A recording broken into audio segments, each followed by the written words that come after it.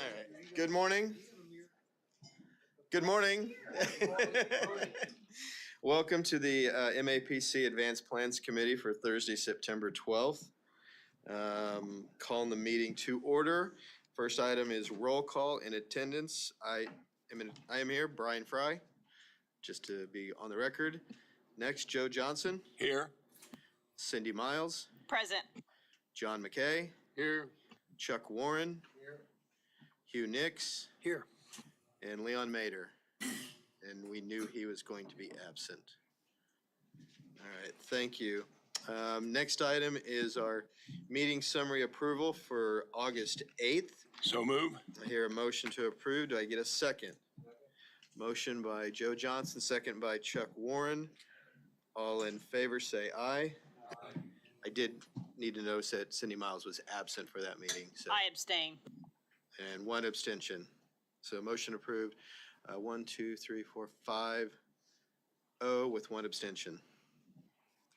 And next item is Board of Zoning Appeals, BZA bylaws update. Justin.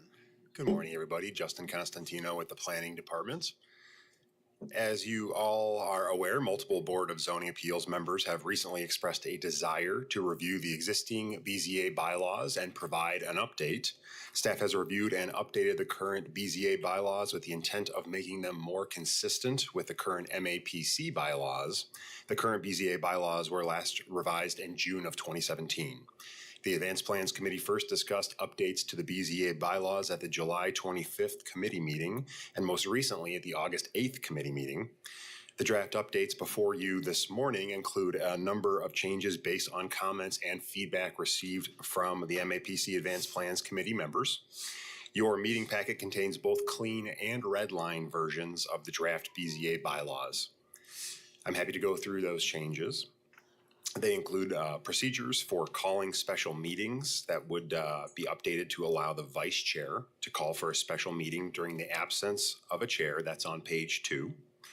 The emergency meetings section of the bylaws is updated to be clear and emphasize compliance with Kansas state statutes. That's on page 2 and 3. Per our discussions at previous meetings, the virtual attendance option has been removed from that section. The conflict of interest and ethical considerations section of the bylaws is updated to clarify member voting participation. That's on pages 5 and 6. Appeals to the BZA shall be filed 14 days after a ruling has been made by the zoning administrator, as opposed to the current 30 days. That's on page 7. The chair position shall rotate between a city and county appointee each year. The chair of the MAPC shall be the chair of the BZA. The vice chair of the MAPC shall be the vice chair of the BZA. That is on page 8. Can I ask a question? Yes, of course. Going back to the 5 days. Yep. 5 days from when? When we make the ruling, or 5 days after notification of the applicant? It was, the ruling was 14 days after a ruling has been made by the zoning administrator. It was previously 30 days in the text that has been revised to 14 for BZA decisions. But again, that's after BZA approves it or they're notified? After they approve it. That's great. So just to add a little bit more to that, and so any applicant that comes through with a request for a variance, if it does get approved, they need to be aware that someone else could come and a member of the public or another stakeholder could come and appeal that.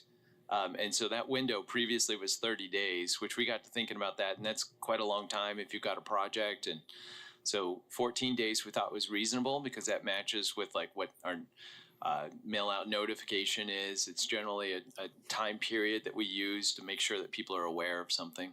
But that's why I'm saying it's notification from us what the hearing is, not only for the applicant, but for somebody that might protest. No, good question. In this case, it's from the time that it gets approved, that's what starts the clock. So.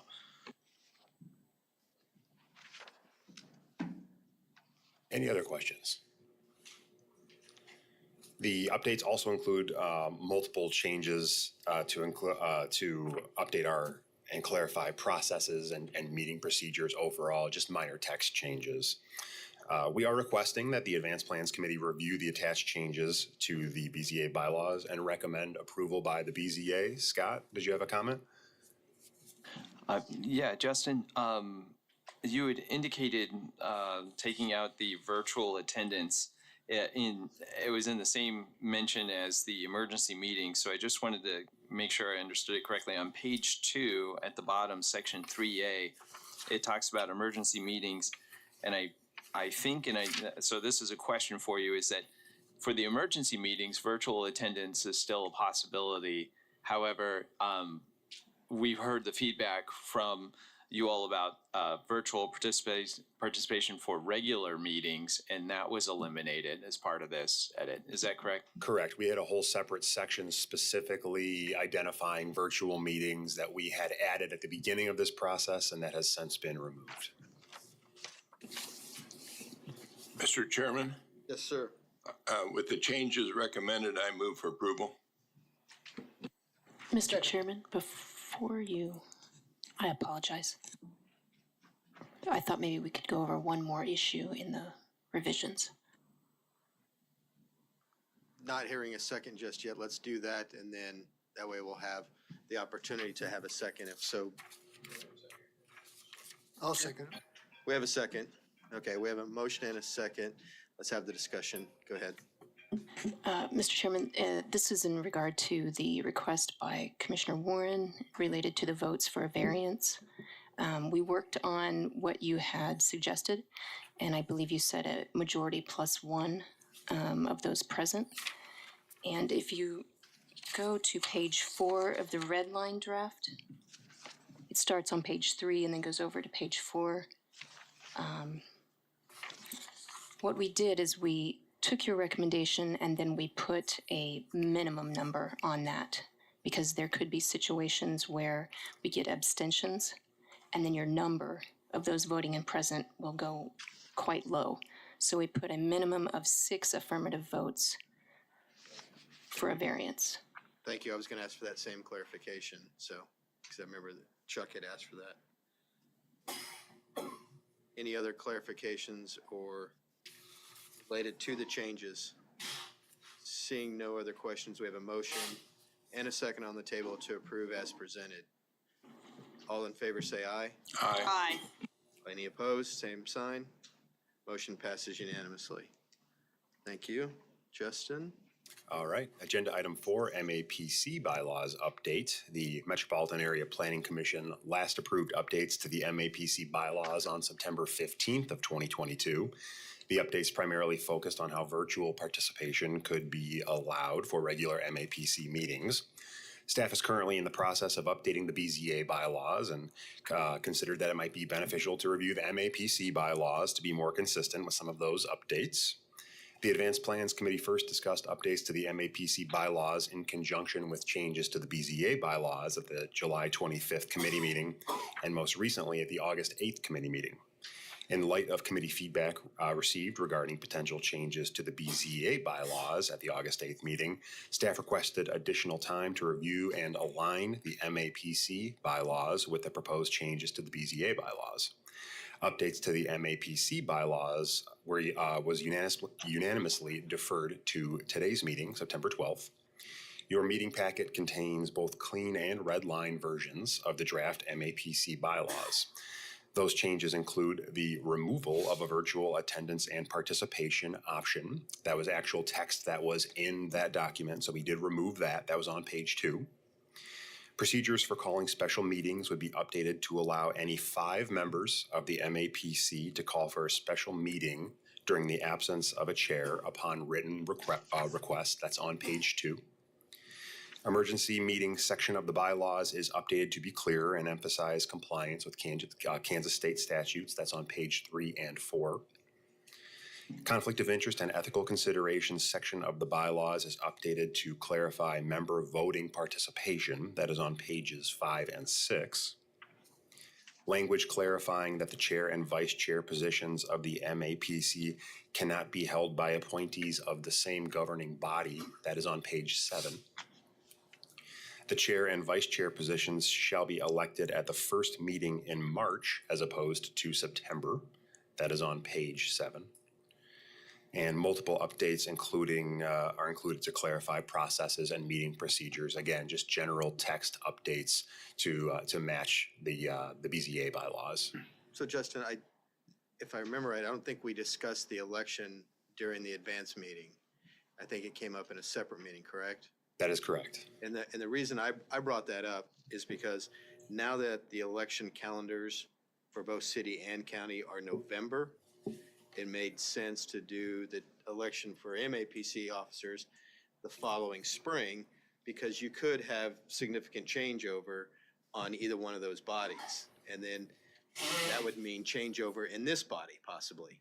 So it wouldn't be fair to do an election and then have a change immediately after. So try to line it up with the city and county elections and therefore have our elections in March following those governing bodies. Does that make sense? Okay, sorry, I kind of talked it in a circle. Well, my only question is that how do we act this year? Well, we'd either have to, Well, either you go coming in as a new chairman, is he going to do longer than a year or or shorter than a year? that would be the will of this body. And I'd suggest we do it longer, go a year and 3 months or 4 months, whatever it is. Well, then that would just be what we would do in March. Again, the will of this body to just continue on if that's what we want to do. And I think it would come You might down, not want me longer. I think it would come down to when the bylaws are adopted and put in That's true, too. place. That would dictate Yeah. which chairperson, how long they serve. But I've seen when they changed those over, that one guy served for only 3 months and it's done. Right, right. Was there another question or? Thank you. Just want to pause on that real quick since it hadn't been discussed at this body. Continue, Justin. Thank you. Sure. That concludes my presentation. I'm available for any additional questions. And just a quick update on both of these items. If they are recommended for approval, we would be eyeballing the September 26th MAPC meeting. And then does this go to both the county and the city for approval? The bylaw changes? That's been an area of discussion. I think at a minimum, we would want to send them to them so that they're aware of them. In the past, there's been no requirement for them to approve the bylaws Okay. for the MAPC because, and I think part of that is because this entity is created essentially through the interlocal agreement, but certainly a courtesy notice so that you could get feedback from the governing bodies if there were any. Okay. I guess the only question that I would have in regards to Advanced Plans Committee and the Subdivision Committee is that I don't see, and maybe I'm missing it here, I see reference to the chair in regards to these committees, but no reference regarding the vice chair. And it seems to me like it would be ideal to have a formal process if we don't for selecting who that vice chair is. So if Commissioner Fry doesn't show up, then we officially have a vice chair. Sorry. Well, we'll need to decide advanced plans chair after today. Yeah, but regardless, I think we need to always have an official process to have a vice chair. And I think in the years that I've been involved, we haven't always had an official process and we've not always had a vice chair of these committees. Subdivision do the same thing? I've served on both and I don't know whether I can say subdivision. I've been on advanced I think plans the only time, more often. Cindy, that's happened is when we've had a situation like we had this year, change of personnel after the election. Right. That's the only time. That's why I think Joe was just at large, hand tied and said, you're going to be vice chair of this committee. Yeah, but I think maybe I'm missing it. I don't see that it specifically has a need, or not a need, I guess, that it specifically designates that we have a vice chair of these committees. But I think having a vice chair is always important. True. That Agree. doesn't matter whether it's city or county if it's a vice chair? No. I mean, does it have to align with the chair? I think as long as there's not a succession plan spelling that out. I just think we need to designate that we have a vice chair for these. So on page 8 at the bottom, there's a section 4, and it's got general rules for the committees. It says the chair, meaning the chair of the MAPC, shall designate the chair for each committee appointed. Each committee shall vote for its own vice chair. So it's there. Yeah. One question is right above that under Advanced Plans Committee, the text has plus the vice chair struck out, meaning that it's talking about the composition of the Advanced Plans Committee and that the what it used to say is that the vice chair was required to serve on Advanced Plans Committee. And I think that there had been quite a bit of discussion previously about this with a request by an individual, I think last year even, to have that struck. And I'm trying to recall from the staff perspective why those words are struck off of here. So I'm going to look to staff who were involved in that editing. Does anyone recall? Because wonder if that might be I wonder if that might be an accident on our part to get that there. And I actually read that as plus the vice chair, thinking that that was applicable to the vice chair of the Advanced Plans Committee as opposed to the vice chair of the commission. Yeah, I think it's referring to the vice chair of the commission. But I see where you're, yeah. So in the past, the preference has been to keep that language in there, and I don't see any staff with a remembrance of why that is struck there. So what you might want to do is do that as an edit. I think we shouldn't strike it, but I also think we should put a clarification in there that says plus the vice chair of the commission as opposed to the Advanced Plans Committee, because as a bylaw nerd, which I am, I think it needs to be clear. I mean, philosophically, I agree that the vice chair of the MAPC should probably be on the Advanced Plans Committee and chair it. But this doesn't prevent it from happening, it just takes it out from being codified. But unless we can figure out why it was removed, I think it should be put back in and say, plus the vice chair of the Planning Commission. Is everyone okay with that edit? That's my motion. Make a second. Mr. Warren, thank you.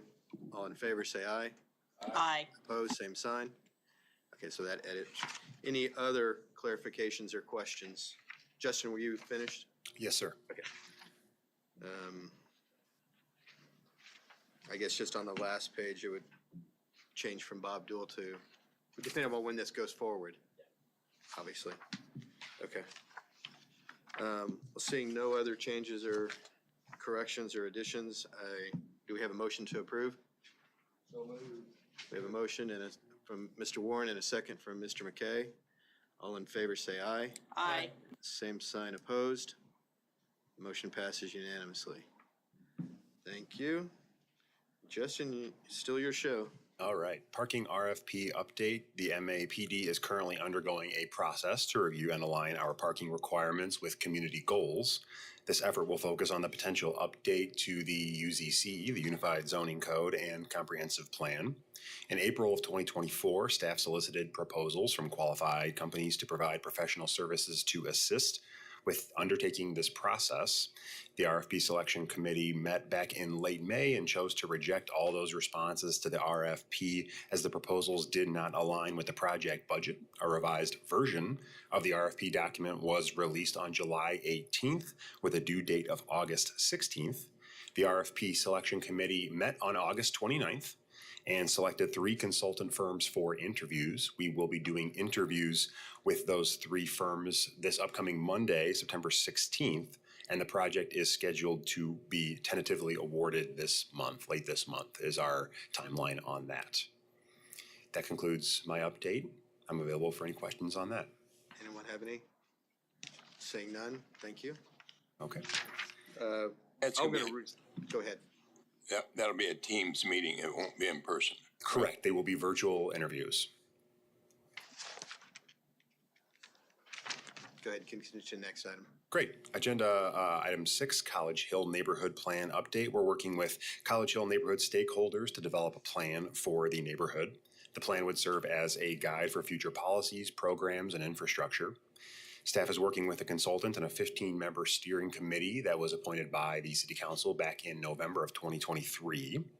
We have since hosted a community kickoff meeting. We've released a public online survey. We've also hosted individual focus group meetings for the business community, schools, churches, and nonprofits to gather additional feedback.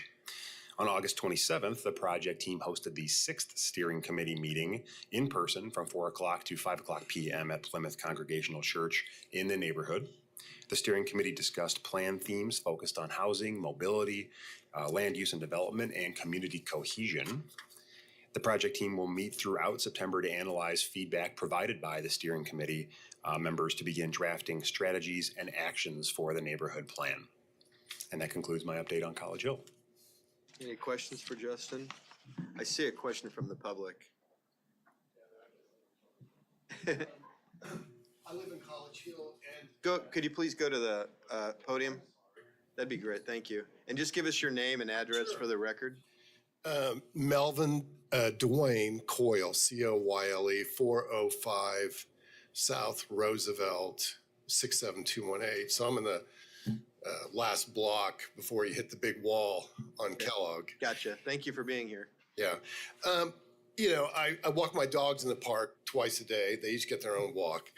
And so you run into people, plus I know people in the community. I lived in College Hill at first in Pershing, and now I live on Roosevelt. And before that, I lived in a duplex on Lewis when I first moved here back in '82. So people like ask questions. We all went to the, I guess I'd say the opening, thank you, open house, pizza, you know, et cetera. People have questions. A lot of this, when this first started, there was a focus kind of like on the Belmont and what is now the vacant lot behind the Belmont. And it kind of felt that the impetus for this had to do with that. And I think people have now realized that might be partially the case, but that's not really what's behind all this now, or I should say what's pushing this. So, but people will, you know, talk and say, well, what's going on with that? It's been a year almost. And is anything happening? Is there anything in writing? Is there anything we need to know about?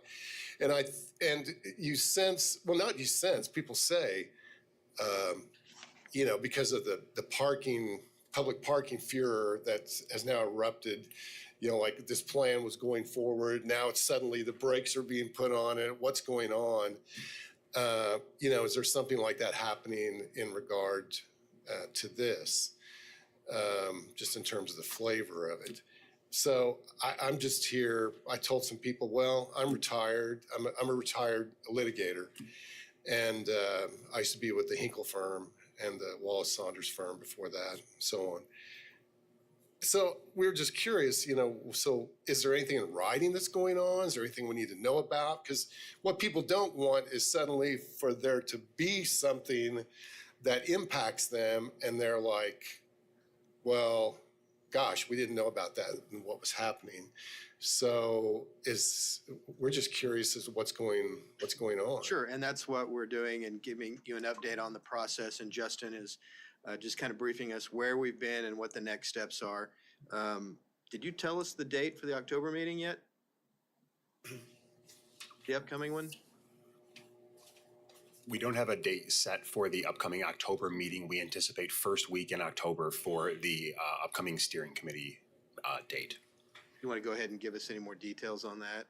I mean, what's the plan at that meeting? And Certainly. So right now, as I mentioned before, staff will get together. We've been receiving feedback from steering committee members, and we will be analyzing that data over the course of next week. We have 3 project team meetings set up to kind of analyze that data and go through that. We will be presenting that hopefully back to the advanced plans committee. The steering committee in early October.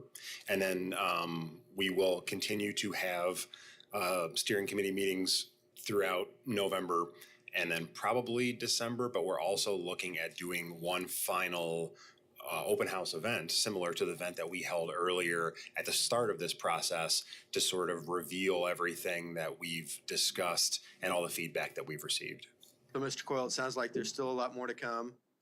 There'll be public notice, so you'll be able to attend those, especially the one coming up in October. So. Yeah, and a lot of the people I talked to, they said when they went to the initial meeting, they wrote down their emails. But they said, I'm not getting any emails from anybody. So they were like, So all of the emails received from that initial meeting back in November of 2023, we did add that to a constant contact email list, which is the way that we typically reach out to folks. I would recommend that for folks that have not gotten correspondence from the department to reach out to us directly. They can reach out to me directly at jconstantino@wichita.gov. I'm happy to add that email list to the constant contact list as well. So maybe you can hook up with Justin, Mr. Coyle, and get your contact information. well, I think people just want to know what's going on. There's a certain level, and this is probably because people live in College Hill. Well, I shouldn't say that. I don't want to say we're different than other neighborhoods, but there's a slight level of paranoia, especially when the parking thing came up. They're like, wait a minute, they've been working on this for 9 years. They voted on it in January, and now they're suddenly saying, no, we don't want this. So there's that kind of thing that goes on. Sure, I totally understand. I've heard that quite often as a council member. So we can try to communicate as much as we can, but we're always going to miss some folks. So, but thank you for your comments. Thank you. Justin? Thank you. Okay, so that's it for Justin and his reports. Next item is MAPD update. Mr. Wadle. All right. Thank you very much. I think for this one, we'll just go through the handouts that was included as part of the packet. In terms of our caseload, so you'll see on page 3 of the MAPD update document, our caseloads for cases that are coming to the MAPC is down compared to what it was last year. We're hovering just under the line. We say we can do about 10 cases is about our capacity in current plans. We've been somewhere around 8, sometimes as low as 6, but somewhere in between those two. But what has happened, what this chart doesn't show you though, is that we've picked up the pace quite a bit on things that don't come to you at the Planning Commission. And those are things like short-term rental, administrative permits that are coming through. So we've processed, I believe, we're up to 180 applications for those. We know that there's approximately 530 units out there. So we're looking for quite a few more to come in. In terms of our total case numbers at the bottom of page 3, we're at 164 in late August. I expect it will be somewhere similar to our numbers in 2022, which was around 214. You can see at the top of page 4, our table with a comparison going back all the way to 2018. In terms of subdivision items, unfortunately, I think that graph on the bottom of page 4 is an error that shouldn't be there. On top of page 5, we've got subdivision items. You'll notice that meetings 17 and 18 are 0. I think that's because on the Excel spreadsheet, someone has 0 waiting for numbers to be entered. So I think that's incorrect. But overall, what you can see is that the numbers are very spiky for 2024. And that's typical with subdivision cases. We see quite a bit of activity and then it'll be a lull. Overall, I think we're going to end up with a lower number of cases this year compared to last. At the bottom of page 5, you can see that with the blue bar chart. However, as we've mentioned before on page 6, you see the graph showing the number of subdivision lots that are being created. We have a lot more lots that are being created this year so far. Even year to date, we're well over what we did entire of last year. And to me, that just shows that we're getting a lot of residential subdivisions that are coming through. Good. So we've got a table with the case counts at the bottom of page 6. Also a more complete table on page 7. Page 7, that one is important because we highlight the ones where we exceed our capacity for current plans to handle the non-subdivision cases coming to MAPC. And so far, you can see that things have kind of quieted down quite a bit towards the later half of the year, which is good. But it also means that we have capacity to do some other things when we're not doing short-term rental applications. And so we're working on updating our filing and getting some things sorted that we hadn't had an opportunity to do before. On page 8, in terms of vacancies, we have 3 positions that we are flying right now. We're flying the senior planner position in advanced plans. We have an associate planner position in current plans that we're flying, and we have an administrative aide position in the admin division that we're flying as well. The planning positions have been difficult to get applications for. The administrative position, we expect we will get 40 applications probably within a couple weeks' time. So it's pretty dramatic what the difference is. So that takes care of 8 and 9. On page 10, we have short-term rentals in the city. So as I mentioned, we have about 180 applications that we've received for that. We know that our database that we have shows us that there's about 530 of them in Wichita. So we expect that that pace will continue. Likely will even pick up as we get closer to the end of the year. It's important to note that this week is the last week that folks have to become into compliance, that after this there'll be enforcement actions started, which start with a notification that they're out of compliance with licensing and zoning requirements. Let's see, short-term rentals, this is short-term rentals in the city. I would also make a quick note that short-term rentals in the county is also another item that we need to add on to our list. And that will kick off, it's already kind of started, but in a big way, we'll really get talking about it next Tuesday's staff meeting at the Board of County Commissioners. We'll be doing a presentation on that. So stay tuned for more information on that one. Next page, on page 12, we've got solar energy conversion systems. That was approved by the county commission. It was an update to an amendment to the Unified Zoning Code. Now it will go to the city council, and the city council has requested a workshop on that one, so they can have some discussion and some really good questions. I think it'll be a good dialogue on that. That is scheduled for later this month on the 24th, and I expect that that will take some time. So I would invite you all to attend if you want to hear what their conversation and questions are. Yeah, that's probably all on that one for right now. Page 15, public notifications. This is picking up as well. Where we left off is we went out to the district advisory boards to collect feedback and input on mailed notices. Who should they go to? How far out should they go? There was quite a bit of discussion here at Advanced Plans. We got your information. The city council was very interested in this topic. I think they've really taken it up as being the ones on kind of in the lead for the steering committee on this one. So they told us that they wanted to get feedback from the DABs. We've done that. We have not reported that back to the council, so this will be the first time that we'll report that information formally to them. We are hoping to have this on a workshop in October with the city council. Lots of discussions to happen before we do that, though. Okay. Event centers in the county on page 17. We are aiming to have this on next week's staff meeting with the Board of County Commissioners. And they've given us some guidance on this one, and so some input or feedback anyway. And we've come up with what we think meets the needs of the community. And so we'll bounce that off of them to see if we're headed in the right direction. Now, of course, any amendments that are developed will come to you first to get your feedback on whether or not we've hit the mark for the community. So we'll have a dialogue with the BOCC first, and then we'll come back to you all. On page 18, the College Hill Neighborhood Plan, you just got that one from Justin. On page 19, the parking and zoning, you also got that one from Justin earlier. Page 20, daycares and zoning.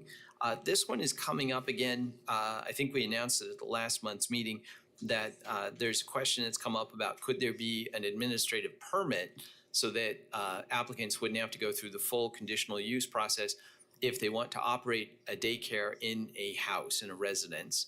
And so that's one of the questions that we're exploring.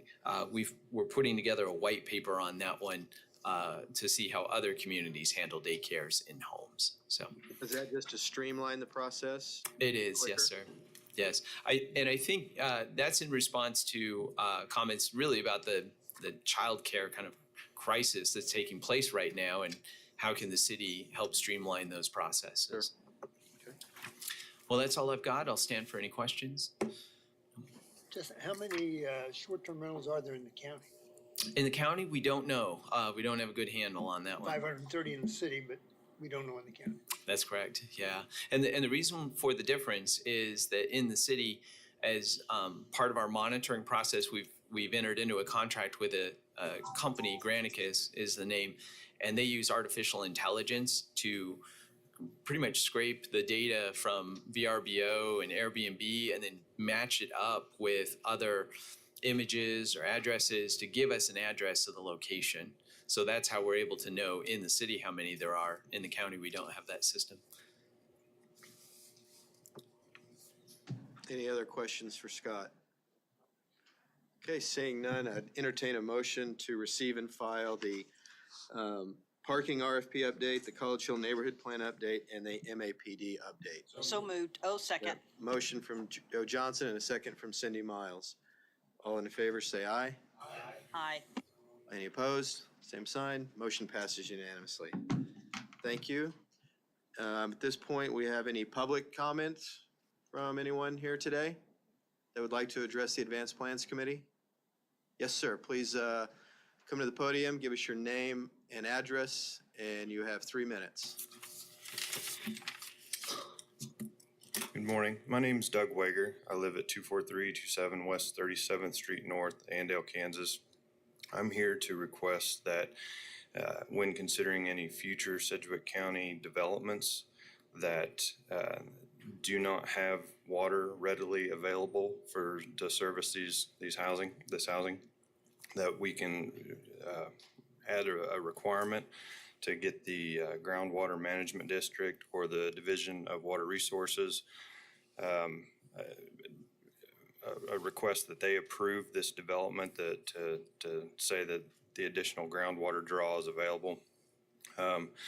Before a water permit is granted for an irrigation system for a farmer, they perform a limited saturated thickness study to make sure that there's enough water to service that. I mention this because the volume of water to irrigate development of fescue lawns can be equal or more than an irrigation system for a crop circle. My concerns are coming from a development that was proposed around my property where I currently have water well issues. And from this process, I've learned that there's no checks required of the developer during the subdivision or planning commission to verify that water is available. To my knowledge, there's no protection for the current surrounding residents or any requirements to inform the plat purchaser of potential water issues. I reached out to the groundwater management district and they provided me a guide for a limited saturation thickness test, which requires drilling a well and monitoring wells. And then they do a pump test, 24-hour pump test, and then they monitor the level that has dropped in the surrounding area and the recovery rate to see if it could even sustain a pump system. I'm asking this to be in place, to place some responsibility on the developer to prevent existing adjacent properties from losing their only source of water and becoming a health or safety issue, and to prevent new home buyers from being taken advantage of when buying a plat and being told that it's a buyer beware situation. Thank you. And I've got copies if anybody wants to see what a limited saturation test entails. No, thank you. Does anyone have any questions for the speaker? Seeing none. Oh, yes, Mr. McKay. In the area in which you live, do you have a rural water district? No, we're not in a rural water district. Everything is fed by individual wells, about 80 feet deep. And then there's an adjacent rural water district 4, but where we're at, we're not inside the boundary. And then from what I've understood, that it's not a definite, if they put a development in a rural water district, there's not a requirement that they use it, that they request to be added or not. I mean, so even the developments that are going on out in the county that are in the rural water district. If the developer chooses not to invest in connection, my understanding that they don't have to provide rural water to these developments. Okay, thank you. Any other action from, okay. Appreciate you being here and your comments. Thank you. Any other public speakers? All right, seeing none. Any other business before the board? All right, well, seeing none, I move we adjourn, and we'll see everyone at the MAPC meeting this afternoon. Second. Aye.